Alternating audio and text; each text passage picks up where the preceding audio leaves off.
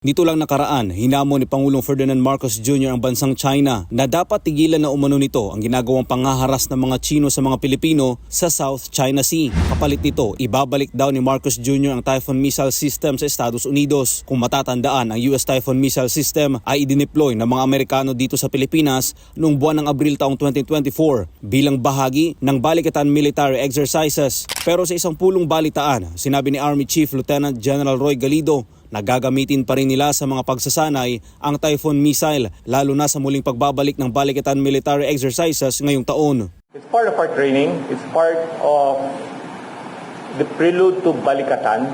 And yes, it is part. Maliban dito, bibili rin ang Philippine Army ng short-range air defense systems na kung saan inaasikaso na ang proseso nito. It is already in our appropriations, meaning in the budget of the Philippine Army, which was listed last year, that the Army will acquire short-range air defense system, and this is now in operation, meaning the mechanism to acquire it is being undertaken.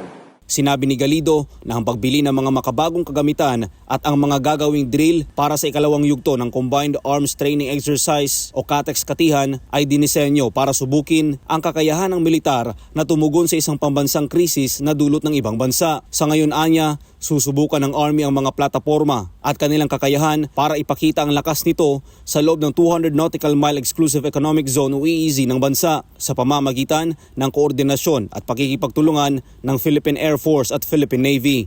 The Army is venturing into identifying platforms or capabilities that would enable the Army to project our force within the sovereignty of the country, which is the 200 Exclusive Economic Zone, in coordination or in support to the Navy's and the Philippine Air Force capability development.